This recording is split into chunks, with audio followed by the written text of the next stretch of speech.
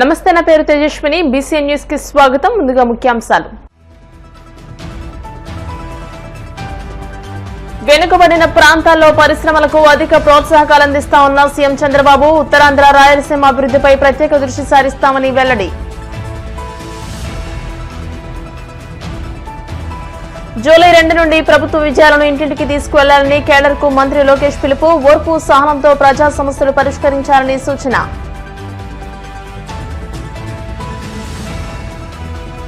వైసీపీలో చేరిన TDP senior నేత సుగవాసి బాలసుబ్రహ్మణ్యం. కండువా కప్పి పార్టీలోకి ఆహ్వానించిన మాజీ ముఖ్యమంత్రి జగన్మోహన్ రెడ్డి.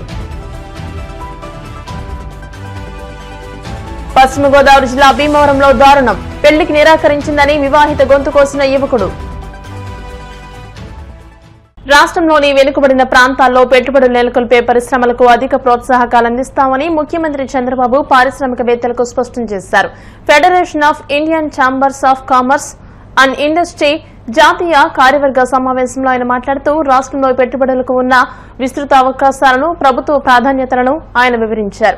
గత 5 ఏళ్ల పాలన తాలూకు చేదు అనుభవాలను పెట్టుబడిదారులు మర్చిపోవాలని, ఇకపై అలాంటి భయాలకు తావులేదని భరోసా ఇచ్చారు. రాష్ట్ర సమగ్రాభివృద్ది దిశగా ప్రభుత్వం ప్రణాళికాబద్దంగా పనిచేస్తుందని, ముఖ్యంగా వెనుకబడిన ప్రాంతాలకు పెట్టుబడులను ఆకర్షించేలా నూతన విధానాలు తీసుకొస్తున్నామని తెలియజేశారు. Indian industry is doing very well. Globally, Indians are doing very well. I don't have any doubt future is for Indians and also for India. Even population, if you see today Bihar and UP are increasing population. Growth is very good. All other states already population is decreasing.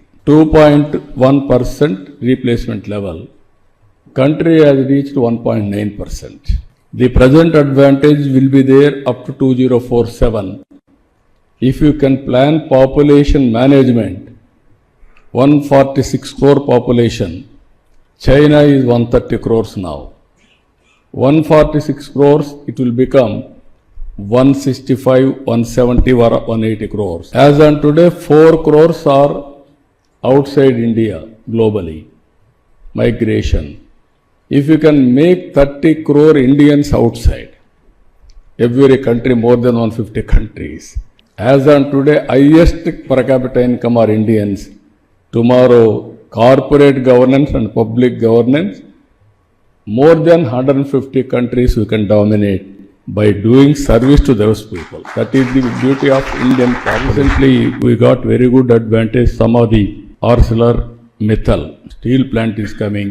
1,45,000 crores. BPCL, one more port they are coming with their project around 1 lakh crores. Even LG Electronics in Sri City, 10,000 crores. And also on green energy alone, we are going 10 lakh crores investment within 5 years' time. It is going to create 7.5 lakh employment. We are planning balanced development. You are willing to come. Backward areas, we are going more incentives. That is the policy I have taken. That is the way Rayalaseema is green energy, electronics, aerospace, defense, and also all high-tech industries in Rayalaseema. North Coastal Andhra, Visakhapatnam as hub, we are going in a big way. Google is coming. Sea cable, we are going to get it from Singapore to Visakhapatnam. And also chemical industry in a big way, pharmaceuticals and tourism, and also steel manufacturing in a big way in Visakhapatnam.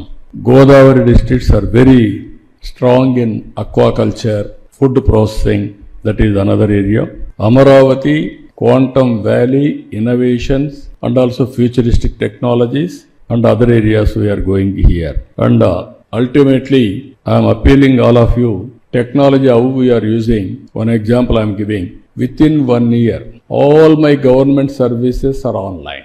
As on today, by using WhatsApp governance, because WhatsApp is very popular, everybody is using. Otherwise, through app also I can provide services that is not used by customers as on today. Around 703 services I am providing manually as on yesterday. Today, 503 services online.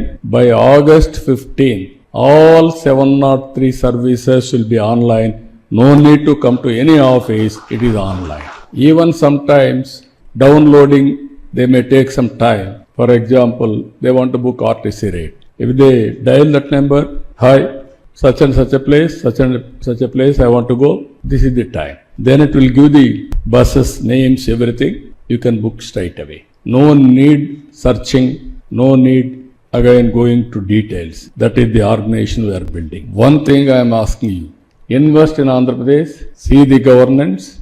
Earlier I used to talk ease of doing business, now I am talking speed of doing business.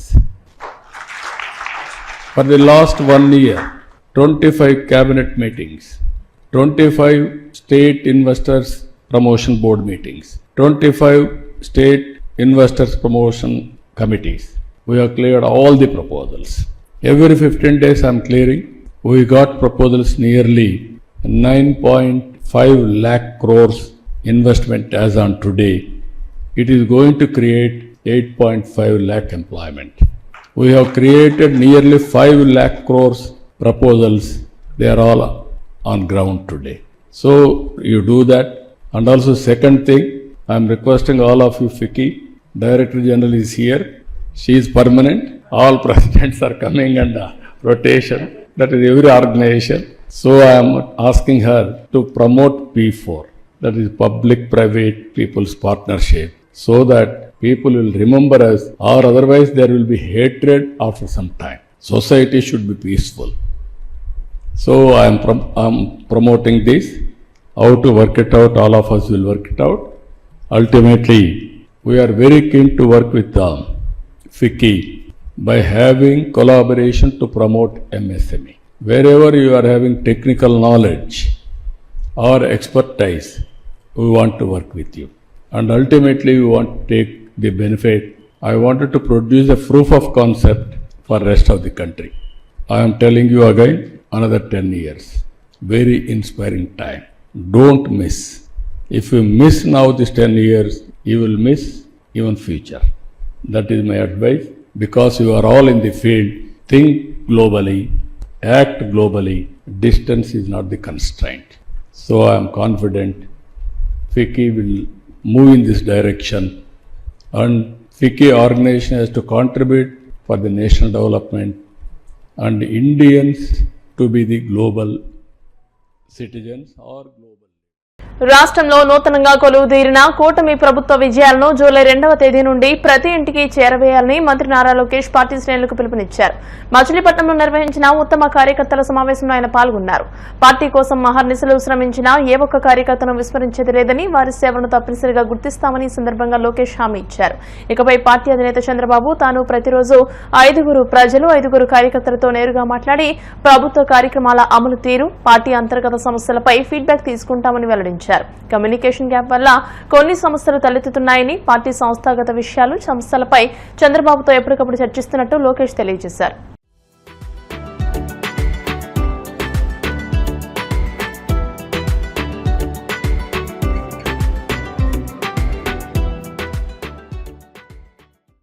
Machilipatnam అంటే Telugu Desam party, Telugu Desam party అంటేనే మచిలీపట్నం. మచిలీపట్నం ఎప్పుడు గెలిచావో అప్పుడే రాష్ట్ర వ్యాప్తంగా మన పసుపు జెండా ఎగిరింది. ఆ జెండా ఎగిరేసేదానికి కష్టపడిన మీరున్నారు. అడుగడుగున మిమ్మల్ని కూడా ఇబ్బంది పెట్టారు, కేసులు పెట్టారు, బయటికి రానిలా. అంటే హౌస్ అరెస్టు, గట్టిగా పోరాడి బయటకు వస్తే పోలీసు వాళ్ళ పైన దాడి చేసాను దొంగ కేసులు, లేదంటే అటెంప్ట్ మర్డర్ కేసు దొరికితే SC ST కేసు పెట్టేశారు. కానీ చెక్కు చెదరకుండా రవణ ఏ పిలిపించినా పిలిపించాడు, చలో బయలుదేరదాం, వెళ్దాం, అవసరమైతే కారుకి అడ్డంగా పడుకుందాం అని చేసి చూపించిన మచిలీపట్నం తెలుగుదేశం పార్టీ కార్యకర్తలందరికీ పేరు పేరున నా ఉదయపూర్వక నమస్కారాలు. ఈరోజు నేను ఇక్కడికి వస్తుంటే పాపం పోలీస్ సోదరులు చూసి బాధేసింది. ఎందుకంటే ఎగ్జిట్ ఎంట్రీ దగ్గర ఒకవేళ నుంచోబెట్టారు. SP గారు చెప్పే వాళ్ళందరూ తీసుకెళ్ళండి అబ్బా, అవసరం లేదు మాకు, యువగలం పాదయాత్రలోనే మనం ఎవరు ఏం చేయలేకపోయారు, ఇప్పుడు ఎవడేం బేగుతాడు రా భయ్, అందరినీ పట్టుకెళ్ళని చెప్పా. అధికారంలో ఉన్న ప్రతిపక్షంలో ఉన్నట్టే మనం ఆలోచించాలి.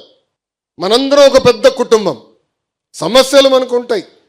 ప్రభుత్వం 10 నిర్ణయాలు తీసుకుంటే 3 తప్పు అవుతాయి. చెప్పండి, చర్చిద్దాం.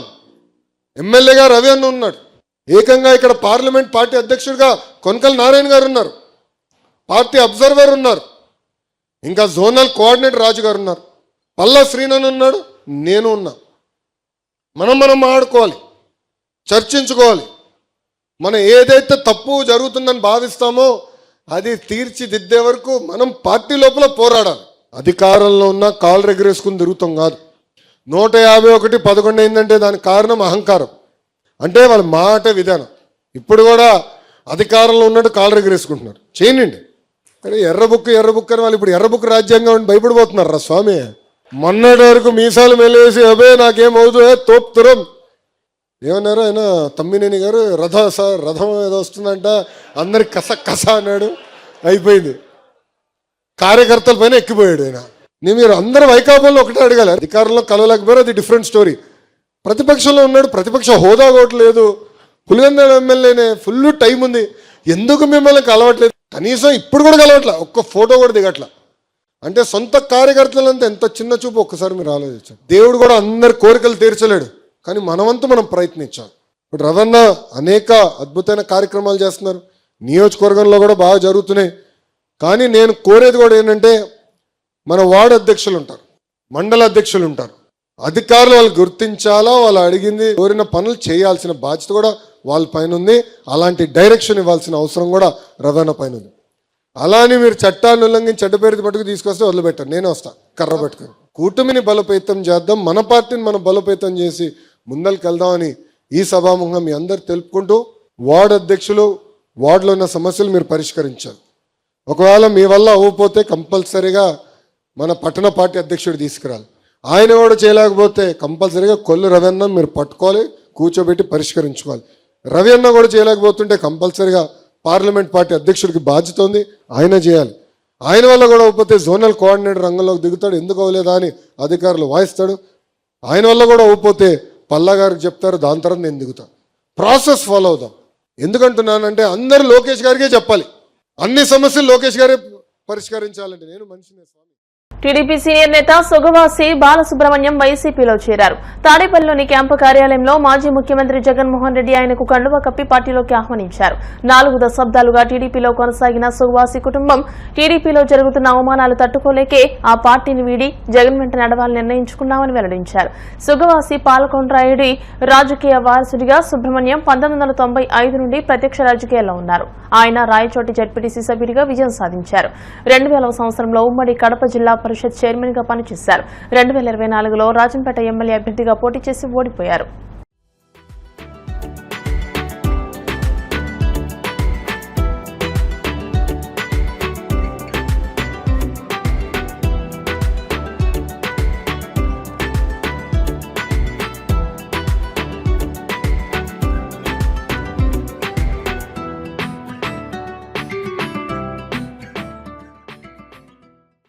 ఇప్పుడు కాసేపు ప్రకటనలు.